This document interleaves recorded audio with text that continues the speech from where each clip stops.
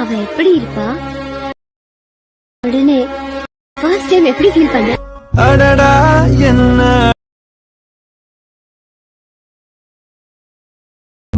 அடித்தே நுறுக்கும்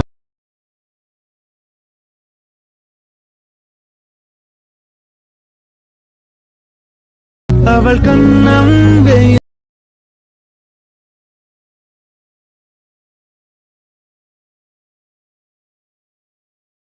நீங்கள் இப்போது ப்ரிவ்யூவில் பார்த்த மாதிரியான ஒரு சூப்பரான வீடியோவை ரொம்பவுமே ஈஸியாகவே உங்கள் மொபைல் ஃபோனில் நீங்களாகவே எடிட் பண்ணிக்கலாம்.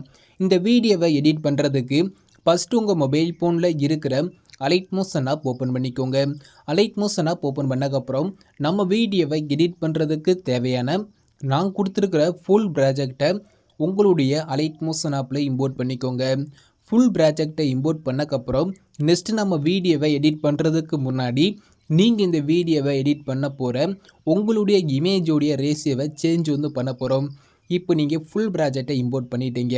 நெக்ஸ்ட் நம்ம என்ன பண்ண போகிறோன்னா, நீங்கள் இந்த வீடியோவை நான் இத்தனை இமேஜை வச்சு எடிட் பண்ண போகிறேன்னு சொல்லி நீங்கள் ஒரு குறிப்பிட்ட இமேஜை நீங்கள் ஃபஸ்ட்டே செலக்ட் பண்ணி வச்சுருப்பீங்க.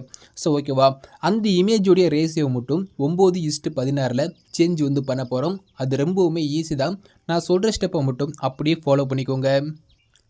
ஓகே, இப்போ நம்ம இமேஜ் எடிட் பண்ண போகிறோம். கீழே பார்த்தீங்கன்னா ஒரு ப்ளஸ் செகண்ட் இருக்கும், அதை கிளிக் பண்ணிக்கோங்க. இதில் செகண்டில் இருக்கிற 9:16ங்கிற இந்த ரேஷியோவை செலக்ட் பண்ணிக்கோங்க. கீழே உள்ள ரிசல்யூஷன் இருக்கையிலே ஹை குவாலிட்டி கொடுத்துக்கோங்க. நெக்ஸ்ட்டு கீழே பார்த்தீங்கன்னா கிரியேட் ப்ராஜெக்ட்னு ஒரு ஆப்ஷன் இருக்கா, அதை கிளிக் பண்ணிங்கன்னா உங்களுக்கு ஸ்க்ரீனில் 9:16 இதே மாதிரி ஒரு நியூ ப்ராஜெக்ட் ஒன்று கிரியேட் ஆயிரும். நெக்ஸ்ட் நம்ம என்ன பண்ண போகிறோன்னா, ஜஸ்ட் உங்களோட இமேஜ் ஆட் பண்ணிவிட்டு அதை ஃபுல் ஸ்க்ரீனில் செட் பண்ணிவிட்டு சேவ் பண்ண போகிறோம். கீழே பார்த்தீங்கன்னா ஒரு ப்ளஸ் ஐக்கான் இருக்கும், அதை கிளிக் பண்ணிக்கோங்க. செகண்டில் பார்த்தீங்கன்னா மீடியா ஐக்கான் இருக்கும், அதை செலக்ட் பண்ணிக்கோங்க. கீழே உள்ள வியூ ஆல் ஆப்ஷன் கொடுத்துக்கோங்க. நெக்ஸ்ட் நீங்கள் எடிட் பண்ண போகிற உங்களுடைய ஃபோட்டோவை எந்த ஃபோல்டரில் சேவ் பண்ணி வச்சுருக்கீங்களோ அந்த ஃபோல்டரை செலக்ட் பண்ணிக்கோங்க. ஓகே, அதில் நீங்கள் எடிட் பண்ண போகிற ஒரு பிக்கை நீங்கள் செலக்ட் பண்ணிக்கோங்க. செலக்ட் பண்ணிவிட்டு மேலே உள்ள ப்ளஸ் ஐக்கான் இருக்கா, டாப்பில் இருக்கும், அதை கிளிக் பண்ணிங்கன்னா உங்களோட இமேஜ் இதே மாதிரி ஸ்க்ரீன் அடையிடும். இப்போ நம்மளுக்கு பேக்ரவுண்டில் இருக்கிற அந்த ஒயிட் கலர் லேயர் தெரியக்கூடாது. நம்மளுடைய ஸ்க்ரீன் ஃபுல்லாகவே நம்மளோட இமேஜ் மட்டும்தான் இருக்கணும். இப்போ உங்களோட இமேஜை ஃபுல் ஸ்க்ரீனில் செட் பண்ண போகிறோம். அதுக்கு நீங்கள் ஆட் பண்ண உங்களோட இமேஜை கிளிக் பண்ணிக்கோங்க. மேலே ரைட் சைடில் டாப்பில் பார்த்தீங்கன்னா ஒரு 3 டாட் ஐக்கான் இருக்கும், அதை கிளிக் பண்ணிக்கோங்க. அதில் மேலிருந்து 5வது ஆப்ஷன் ஃபில் கம்போசிஷன் ஏரியான்னு இருக்கும், அதை கிளிக் பண்ணிங்கன்னா உங்களோட இமேஜ் இதே மாதிரி ஸ்க்ரீன் ஃபுல்லாக ஜூம் ஆயிரும். உங்களோட இமேஜ் இன்னும் கொஞ்சம் ஜூம் தேவைப்பட்டால் கூட நீங்கள் ஜூம் பண்ணிக்கலாம். ஃபோட்டோ ஓரமாக இருந்தால் கூட நீங்கள் மூவ் பண்ணி சென்டர் செட் பண்ணிக்கலாம். அது எப்படின்னு கேட்டிங்கன்னா, உங்களோட இமேஜை கிளிக் பண்ணிக்கோங்க. கீழே உள்ள மூவ் அண்ட் ட்ரான்ஸ்ஃபார்ம்ங்கிற இந்த ஆப்ஷன் செலக்ட் பண்ணிக்கோங்க.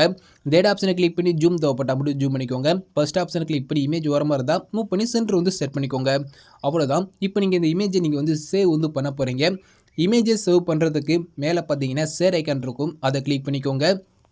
அதில் மேலிருந்து 3வது கரண்ட் ஃப்ரேம் அஸ் பிஎன்ஜின்னு இருக்கா, அதை செலக்ட் பண்ணிவிட்டு எக்ஸ்போர்ட்டுங்கிற இந்த ஆப்ஷனை கிளிக் பண்ணிங்கன்னா உங்களுக்கு ஒரு சேவ் ஐக்கான் கேட்கும். அதை கிளிக் பண்ணி நீங்கள் இந்த இமேஜ் சேவ் பண்ணிக்கோங்க. சேவ் பண்ணிவிட்டு க்ளோஸ் பண்ணிக்கோங்க. அவ்வளோதான். இப்போ நெக்ஸ்ட்டு நீங்கள் நம்ம ஒரு இமேஜோடைய ரேஷியோவை சேஞ்ச் பண்ணி சேவ் பண்ணிட்டோம். இப்போ நெக்ஸ்ட் நீங்கள் என்ன பண்ண போகிறீங்கன்னா, ஜஸ்ட் இந்த இமேஜை கிளிக் பண்ணி டெலிட் பண்ணிக்கோங்க. இப்போ நான் எப்படி இமேஜ் ஆட் பண்ணிவிட்டு அதை ஃபுல் ஸ்க்ரீனில் செட் பண்ணிவிட்டு சேவ் பண்ணிடணும். சேம் மெத்தடில் நீங்கள் எடிட் பண்ண போகிற உங்களுடைய எல்லா இமேஜோட சைஸை மட்டும் நான் சொன்ன மாதிரி 1 by 1 ஆட் பண்ணிவிட்டு இமேஜோட சைஸை மட்டும் சேஞ்ச் பண்ணி சேவ் பண்ணி வச்சுக்கோங்க. ஓகே, இப்போ நான் சொன்ன ஸ்டெப்பை ஃபாலோ பண்ணி நீங்கள் உங்களோட இமேஜோட சைஸ் எல்லாத்தையும் நீங்கள் சேஞ்ச் பண்ணி சேவ் பண்ணிட்டீங்க. நெக்ஸ்ட் நீங்கள் என்ன பண்ண வரணும்னு கேட்டிங்கன்னா, நம்ம நெக்ஸ்ட்டு நம்ம வீடியோ எடிட் பண்ண போகிறோம். அதுக்கு நான் கொடுத்துருக்க அந்த ஃபுல் ப்ராஜெக்ட்டை உங்களுடைய அலைட் மோஷன் ஆப்பில் இம்போர்ட் பண்ணியிருப்பீங்க. இப்போ அந்த ஃபுல் ப்ராஜெக்ட்டை ஓப்பன் பண்ணிக்கோங்க. இப்போ நான் உங்களுக்கு கொடுத்துருக்க அந்த ஃபுல் ப்ராஜெக்ட்டில் ஓரளவுக்கு 80% பார்த்தீங்கன்னா நானே ஆட் பண்ணி கொடுத்துட்டேன். ஒரு 20% மட்டும் தான் நீங்களே எடிட் பண்ண போகிறீங்க. அதில் நீங்கள் என்னென்ன சேஞ்ச் பண்ணுங்கிற மட்டும் தான் நான் சொல்ல போகிறேன். இப்போ நீங்கள் நான் கொடுத்துருக்க அந்த ஃபுல் ப்ராஜெக்ட்டை நீங்கள் ஓப்பன் பண்ணிட்டீங்க. நெக்ஸ்ட் என்ன பண்ண போறேன்னா, ஜஸ்ட் நான் கொடுத்துருக்க இடத்துல மட்டும் நான் கொடுத்துருக்க இமேஜில் உங்களோட இமேஜ் சேஞ்ச் பண்ண போகிறீங்க. ஃபஸ்ட் நம்மளுக்கு லிரிக்ஸ் இருக்கும். ஸோ அதை நீங்கள் அப்படியே ஃப்ரீயாக விட்டுருங்க. அந்த லிரிக்ஸ்க்கு நம்ம ஃபாண்ட் சேஞ்ச் பண்ணணும். அது செகண்ட் நான் சொல்கிறேன். நெக்ஸ்ட் அப்படியே ரைட் சைடு வந்தீங்கன்னா உங்களுக்கு இந்த இடத்துல ஒரு டபுள் பீட் மார்க் நான் வச்சு கொடுத்துருப்பேன். இந்த லிரிக்ஸ் எல்லாமே முடிகிற இடத்துல ஒரு டபுள் பீட் மார்க் ஒன்று வச்சு கொடுத்துருக்கேன். அந்த டபுள் பீட் மார்க்குக்கு ரைட் சைடில் நான் கொடுத்துருக்கிற அந்த எல்லா இமேஜ்லையும் உங்களோட இமேஜை 1 by 1 சேஞ்ச் பண்ண போகிறீங்க. இந்த டபுள் பீட் மார்க்குக்கு ரைட் சைடில் பார்த்தீங்கன்னா ஒவ்வொரு பீட் மார்க்குக்கு தகுந்த மாதிரி இமேஜ் ஆட் பண்ணி கொடுத்துட்டேன். அந்த இமேஜுக்கு தேவையான எஃபெக்டையும் நானே ஓனாகவே ஆட் பண்ணி கொடுத்துட்டேன். நீங்கள் ஜஸ்ட் நான் கொடுத்துருக்க இமேஜில் மட்டும் நீங்கள் சைஸை சேஞ்ச் பண்ண உங்களோட இமேஜை மட்டும் சேஞ்ச் பண்ணிக்கோங்க. இப்போ நான் கொடுத்துருக்க இமேஜில் எப்படி உங்களோட இமேஜை சேஞ்ச் பண்ணுங்கிறத சொல்கிறேன். இப்போ நான் கொடுத்துருக்க ஒரு இமேஜை கிளிக் பண்ணிக்கோங்க.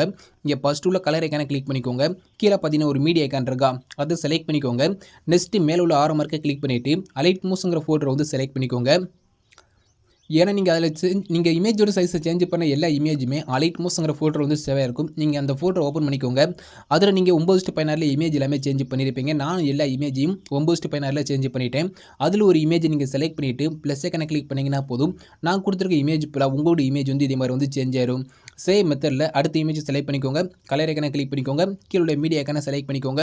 உங்களுடைய அடுத்த பிக்கை நீங்கள் செலக்ட் பண்ணி ப்ளஸ் ஐக்கானை கிளிக் பண்ணி ஆட் பண்ணிக்கோங்க.